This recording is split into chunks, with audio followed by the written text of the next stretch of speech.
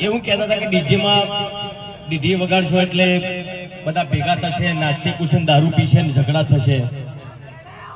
એવું જરૂરી નહીં કોઈ ઢોલ વગાડતો તો દારૂ પીનારો પીવાનો જ છે, ઝઘડા કરનારો ઝઘડો કરવાનો જ છે.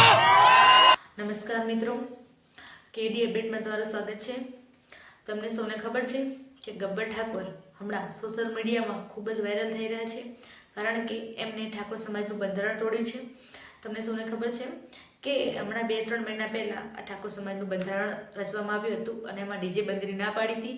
અને ગબ્બર ઠાકોરે પોતાના ભત્રીજાના લગ્નમાં ડીજે વગાડી હતું ગામમાં અને આ કોકે વિડીયો ઉતારીને સોશિયલ મીડિયા દ્વારા ખૂબ જ વાયરલ થયો અને આગેવાનો દ્વારા એમને આ વિડીયો પહોંચી ગયો અને એમને સમાજની બહાર કરવામાં આવ્યો.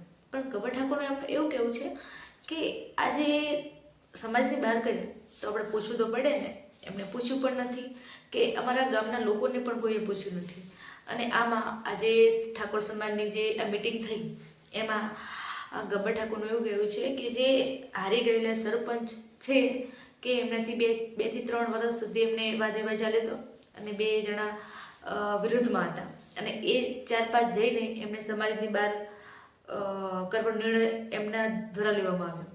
તો ઝાબડિયા ગામના જે બધા જે યુવાનો છે, મોટા મોટા આગેવાનો છે, એમને પૂછવામાં આવ્યું હતું નહીં.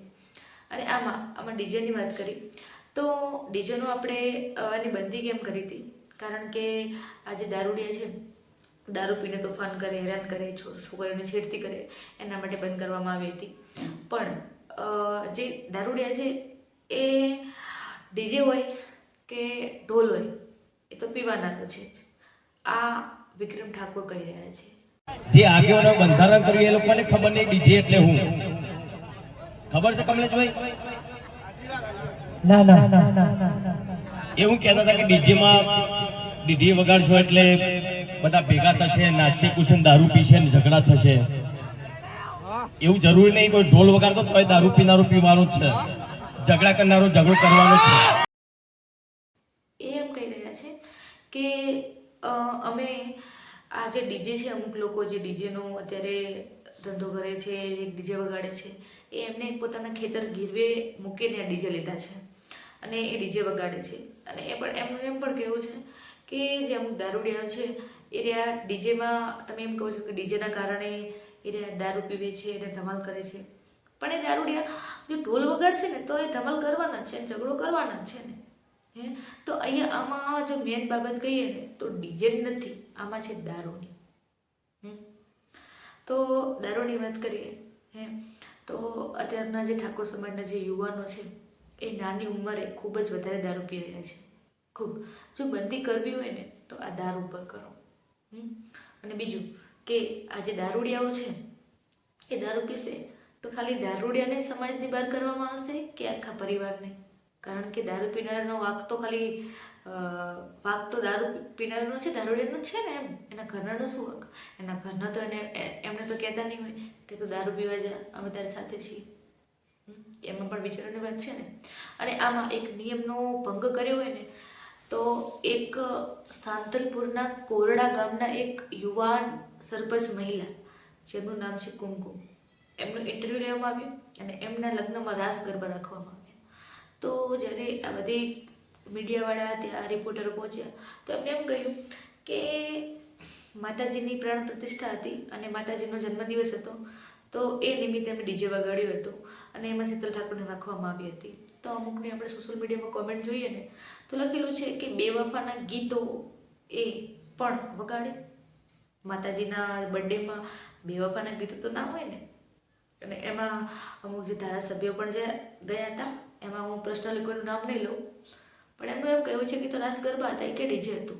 તો ડીજે વગર રાસ ગરબા થાય જ નહીં ને. રાસ ગરબા તમે શેમાં વગાડો? અને બીજું કે ગબ્બરભાઈનો વિરોધ કરવામાં આવ્યો છે. આપણે મેન મુદ્દા પર આવી ગઈએ ગબ્બર ઠાકોરની વાતે. તો ગબ્બરભાઈનો ખૂબ વિરોધ કરવામાં આવ્યો હોય, કારણ કે કેમ કે એ માણસ એ ખૂબ જ મહેનત કરીને 20 વર્ષ સુધીની કાળી મજૂરી કરીને આ મુકામે હાંસલ કરી છે એમને. અને એમને નીચે પાડવાની કોશિશ કરી રહ્યા છે. અમુક જે લોકો છે એમની બળતરા, એમને ખૂબ બળતરા થાય છે. તમને ખબર છે કે ગબ્બર ઠાકોરને આપણે ગરીબોના મસીહા કહેવાય તો કહી શકીએ, કારણ કે ગરીબ લોકોની ખૂબ સેવા કરે છે. એમને ઘર બનાવી આપવાનું અને ખાવાનું, પછી અમુક દાન તો એમને ખૂબ આપ્યા છે. દાન ખૂબ એટલે ખૂબ. એ ખુદના ઘરનું પણ કરતા જાય છે, ત્રણેય ભાઈઓ છે એ ખુદના ઘરનું પણ કરતા જાય છે, અને સાથે સાથે બીજા જે ગરીબ લોકો છે જેમના માતા પિતા ના હોય, ગરીબ હોય, એમના દીકરીઓ એમને મૂકી જતા રહ્યા હોય, એવા ગરીબ લોકોને એમને ઘર પણ કરી આપ્યું છે.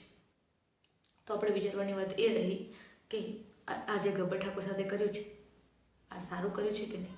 અને બીજું કે આ ઠાકોર સમાજ એકતા માટે અરે બંધારણ લેવામાં આવ્યો હતો, નિર્ણય લેવામાં આવ્યો હતો કે અમુક જે ખોટા ખર્ચાઓ છે, આજે દારૂબંધી થાય એના માટે અરે નિયમ બંધારણ કરવામાં આવેલું હતું. પણ આ શું થઈ રહ્યું છે તમે જુઓ, આ ઠાકોર સમાજના બે ભાગલા પડી ગયા છે. જોઈ શકાય ને આપણે કે બે ભાગલા પડી ગયા છે. એકતા થવાની વાતમાં આજે લાગે, આપણે અત્યારના આજે જોવા જઈએ ને અત્યારના હાલ સમયમાં, તો આ ઠાકોર સમાજને એક નથી કરતું પણ અલગ કરી રહ્યું છે. જુઓ તમે, ખૂબ અલગ કરી રહ્યું છે. અને આવા નિયમો બનાવતી વખતે બધાને સાહેબ પૂછવું જોઈએ. અને બંધારણનો આપણે વિરોધ નથી કરતા કે બંધારણ આમ છે કે તેમ છે, પણ થોડુંક એ પણ જોવું જોઈએ ને કે આપણા ઠાકોર સમાજના જે આપણે કલાકારો છે એ ખૂબ સારાઓ છે, સારું ગાય છે, તો એ શું કરશે? એમની તો રોજીરોટી બંધ થઈ ગઈ ને સાવ. અને જે ત્રિવિક્રમ ઠાકોર છે, શીતલ ઠાકોર છે, ગબ્બર ઠાકોર છે, એ નામાંકિત જે સિંગરો છે એમની રોજીરોટી બંધ થઈ ગઈ ને, અને એમને જ લોકો પાડવાની વાત કરે છે.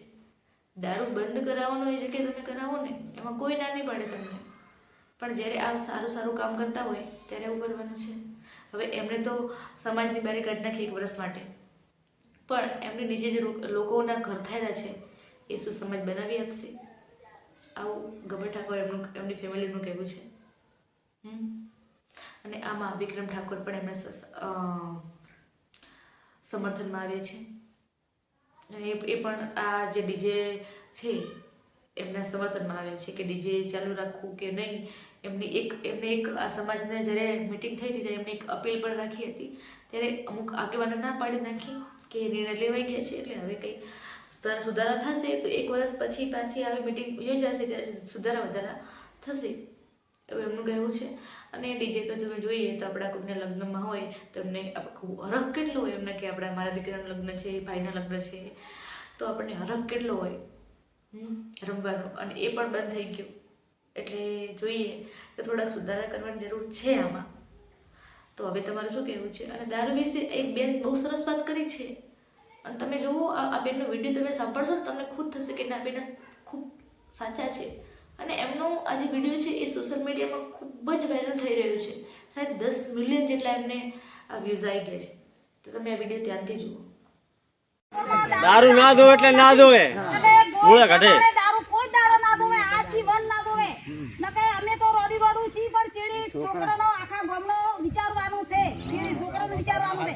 ભાઈ એક રોડી રોડ કેટલી રોડી રોડું બળાઈ ગામમાં એ વિચાર કરતું થોડો. અને હું તો કોઈ મહેરબાની આગળની દવાઈ કે સાક્ષીમાં શંકર ભગવાનની દવાઈ કે દારૂ ના કાઢે અને ભયા બહાર મોકલી મને કાઢી મેલતો.